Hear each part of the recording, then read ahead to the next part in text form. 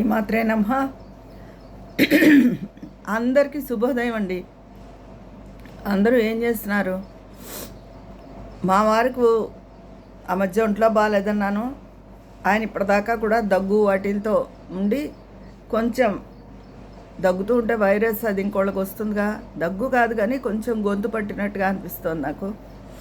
నిన్న ఎందుకైనా మంచిదని మాస్కులు, శానిటైజర్లు అన్నీ తెప్పించుకుని ఉంచుకున్నాను, కావాల్సిన ట్యాబ్లెట్స్ అన్నీను. అది సంగతి. మీరందరూ ఎలా ఉన్నారు? మాకు వాతావరణం నిన్నంతా వర్షం పడింది కదా, చల్లగానే ఉంది. సాయంత్రం మాత్రం చాలా ఉడకబోస్తుంది, ఒక రకమైన గుబుల్లో అనిపించేసి. మాది పైగా గ్రౌండ్ ఫ్లోరు, మాకు అంత గాలి రాదు. అదే ఎత్తు మీద ఉందనుకోండి, బాల్కనీలోంచి అది బాగా గాలి వస్తుంది లోపలికి. బయటికి వెళ్తే చాలా చల్లగా ఉంది, ఇంట్లో అయితే అంత చల్లగా లేదు. కానీ అలానే కంటిన్యూస్గా ఏసీ వేసుకుని అంత వేడి లేదు, ఫ్యాన్ గాలికి సరిపోయింది. రాత్రి తప్ప పొగలంతా ఇదిగా అనిపించలేదు. బాగానే ఉందిలేండి వాతావరణం. ఇంకా అలా కొన్నాళ్ళు పడితే వర్షం కాస్త భూమి చల్లబడుతుంది, అంతేగాని ఒక్కసారి పడితే ఇంకా ఆవిరి బయటికి వస్తుంది తప్ప. భూమి చల్లబడి మనకి చల్లగా ఉండాలంటే కంటిన్యూస్గా ఒక్క వారం రోజులైనా పడాలి వర్షాలు. అది సంగతి. ఇంకేంటండి, ఏం చేస్తున్నారు? చాలామంది నన్ను చూడాలి చూడాలి అని అంటున్నారు. లోకల్గా ఉన్నవాళ్ళు కూడా ఉన్నారు కొంతమంది. తప్పకుండా మీరు ఎప్పుడు వస్తారో చెప్తే నా ఫోన్ నెంబర్ ఇవ్వడం జరుగుతుంది, అడ్రస్ చెప్పడం జరుగుతుంది. 1 గంట ముందు నాకు వచ్చే ముందు తెలియబరిస్తే నేను ఎక్కడికి వెళ్లకుండా ఉండడం అది జరుగుతుంది. అది తర్వాత నిన్న మా ఆడబడుచు కూతురు ఈ ఊరే, అది గోకవరం బ్యాంక్, ఇండియన్ బ్యాంక్లో వర్క్ చేస్తుంది. ఈ మధ్య మొన్న బాబు పుట్టాడు, ఉయ్యాల్లో వేశారు మొన్న 21వ రోజు. ముందు ఒక పాప ఉంది. వాళ్ళ బ్యాంక్లో మేడం వాళ్ళ మదరు నా వీడియోస్ చూస్తారట బాగా. నిన్న వచ్చి మీ అత్తని చూడాలని ఉంది, బాగుంటాయి ఆవిడ వీడియోస్, నాకు చాలా నచ్చుతాయి అలా అని చెప్పారు. రాత్రి అది నా ఫోన్ చేసి నాకు చెప్పింది అనమాట. విజేత నీ గురించి మాట్లాడారు, ఎక్కువసేపు మాట్లాడారు, నేను చూడాలని ఉందిట అలా అని చెప్పి అని. ఇదే చెప్పాను, తప్పకుండా రమ్మను, నెంబర్ ఇయ్యి, వాళ్ళకి వచ్చి ముందు నాకు కనీసం అరగంట ముందైనా చెప్పమను అని చెప్పాను. అలాగే ఎవరైనా ఉంటే, విజయలక్ష్మి గారు నేను హైదరాబాద్ వెళ్తే వచ్చి కలవడం జరిగింది ఆవిడ. అలాగా ఎవరైనా అనిపిస్తుంది కదా చూడాలని, ఎందుకంటే నాకు కూడా మిమ్మల్ని చూడాలని ఉంటుంది. నన్ను మీరు రోజు చూస్తారు కానీ నేను మిమ్మల్ని చూడాను కదా, అందుకే మీ కామెంట్ల రూపంలో మిమ్మల్ని నేను తలుచుకుంటూ ఉంటాను. అందుకని తప్పకుండా మీరందరూ ఎవరు రావాలనుకున్నా తప్పకుండా రండి. Always welcome, most welcome. అది కాకపోతే ఒక అరగంట ముందు నాకు తెలియజేస్తే మంచిది. వేరే ఊళ్ళ నుంచి వచ్చేవాళ్ళైతే ఒక రోజు ముందు. ఎవరైనా నా లంచ్ మాధవ్ గారు, లక్ష్మీ మాధవ్ గారు వాళ్ళు వచ్చేస్తున్నాం, భోజనానికి వచ్చేస్తున్నాం, తినేయాలనుంది అలా అంటూ ఉంటారు. సుజాత గారు అలాగా వేరే ఊరి నుంచి వచ్చేవాళ్ళు తప్పకుండా లంచ్కి కూడా రండి. అది నాకు కాకపోతే ఒకరోజు దూరం నుంచి వచ్చేవాళ్ళు ఒకరోజు ముందు, లోకల్గా ఉండి వచ్చేవాళ్ళు ఒక అరగంట ముందేనా నాకు 1 గంట ముందు తెలియజేస్తే చాలా సంతోషం. తప్పకుండా రండి. అదండి సంగతి. ఇంకేంటి, నేను ఎప్పుడూ ఆడవాళ్ళు మన గౌరవాన్ని ఎలా నిలుపుకోవాలి, ఆడవాళ్ళు ఏంటి, మనంతటి వాళ్ళం మనం అనుకుంటూ ఉండాలి, ఎలాంటి నిరాశ నిస్పృహలకి కూడా లోన్ అవ్వకూడదు అని చెప్తూ ఉంటాను. చిన్నపిల్లలైనా అంతే, ఎవరైనా సరేనండి, మనంతటి వాళ్ళం మనం అనుకోవాలి, సెల్ఫ్ కాన్ఫిడెన్స్తో ఉండాలి. వాళ్ళేదో అన్నారు వీళ్ళేదో అన్నారండి. ప్రతి ఫేజ్లోనూ చిన్నప్పుడు చంటి పిల్లలుగా ఉన్నప్పుడు, పిల్లలు ఇంకొంచెం పెద్ద అయ్యాక, పిల్లల వల్లని కాదు, మన వయసుని బట్టి చెప్తున్నాను, ఏదో ఒక వయసులో ఏదో ఒకటి మనసుకు కష్టం, ఎవరో ఒకరి వల్ల మనకి చిరాకు అనేది కలుగుతూనే ఉంటుంది. మనం ప్రత్యేకించి ఎవరిని ఇబ్బంది పెట్టకపోయినా మనని విసిగించే వాళ్ళు ఎక్కువ మంది ఉంటారు. వాళ్ళని ఎందుకు మనకు విసుగు కలుగుతుంది అంటే, వాళ్ళకి ఎక్కువ మన మైండ్లో మనం ప్రిఫరెన్స్ ఇచ్చేస్తాం. ఆ ప్రిఫరెన్స్ ఎప్పుడు ఇచ్చేసామో, అయ్యో వీళ్ళు ఇలా అన్నారు కదా అనే బాధ మనకు ఎక్కువ అవుతుంది. పో అని చెప్పి వాళ్ళని మనం అంత వాళ్ళకి ప్రిఫరెన్స్ ఇవ్వలేదనుకోండి, మనకంత బాధ ఉండదు. ఇలా బాధపడే ప్రతి వాళ్ళకి నేను చెప్పేది అదే, ఎవరికి అతిగా ప్రిఫరెన్స్ ఇచ్చి మీ మనసులో పెద్ద పీట వేసేసి కూర్చోబెట్టేసేయకండి. మీకు మీరే రాజు, మంత్రి, సైనికుడు అన్నీ మీరే. అదేదో పాట ఉంటుంది, నేనే రాజు నేనే మంత్రి అని, బాగుంటుంది కూడా ఆ పాట. అలాగా మీరే అన్నీ మీ లైఫ్కి, మీరే king and queen and minister అన్నీ మీరే. అది మినిస్టర్ అంటే అసలు రాజు కన్నా ప్రధానమంత్రి కన్నా ఎందుకు పెట్టుకునేవారంటే మంత్రికి ఎక్కువ, రాజు పాలిస్తాడు, ధైర్య సాహసాలతో చేస్తాడు, కానీ బుర్ర అంత వేగవంతంగా పనిచేయదు. అందుకని మంత్రి సలహాలు ఇస్తాడనమాట. అందుకని మన మనసు మనమే అన్నిటి కింద మారిపోయి మన మనసుకి మనమే సలహా చెప్పుకోవాలి. అసలు కుటుంబంలోట ఇంటికి రాజు భర్త అయితే మంత్రి ప్రధాన సలహాదారు భార్యట. భార్య చెప్పిన సలహా పాటించిన కుటుంబం చక్కగా ఉంటుంది, వృద్ధిలోకి వస్తుంది. కానీ భార్య మాటను కొట్టిపడేస్తారు. నీకు తెలియదు ఊరుకో అంటారు. ఆ భార్య ఎంత చదువుకున్నా, ఆ భార్య ఆస్తిపరాలైనా, ఆ భార్య ఉత్తమ గుణాలతో కలిగి ఉన్నదైనా సరే నీకేం తెలియదు ఊరుకో అన్న మాట మగవాడికి చాలా సులువుగా వస్తుందండి. చాలామందికి నేను చాలా కుటుంబాల్లో చూశాను.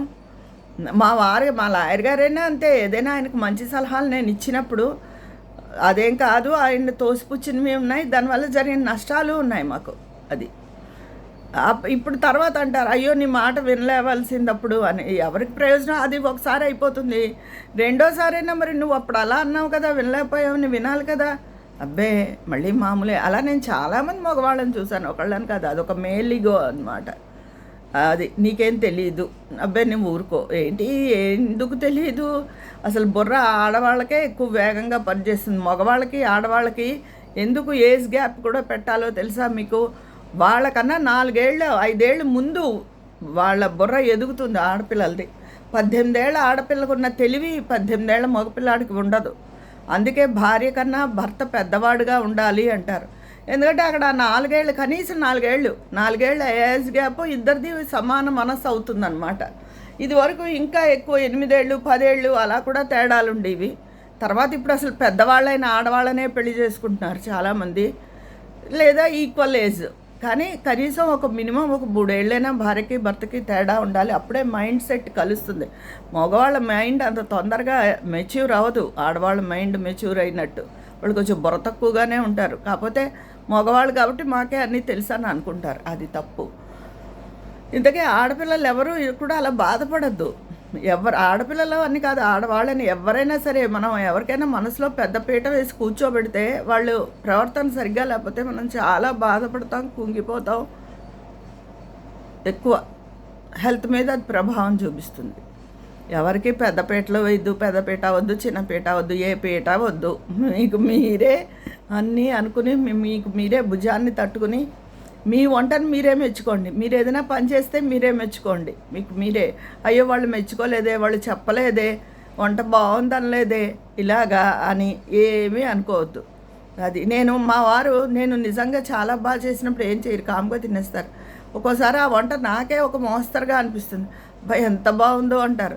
నాకు ఆశ్చర్యం వేస్తుంది. నా నోరు తేడా లేకపోతే ఆయన నోరు తేడా? నేను ఇంకా చాలా బాగుంది, ఏం మాట్లాడలేదు, ఇవాళ మోస్తరుగా ఉంది, ఎంత అంటున్నారేంటి అనిపిస్తుంది. అలా ఒక్కొక్కళ్ళ రుచి ఒక్కొక్కలా ఉంటుంది.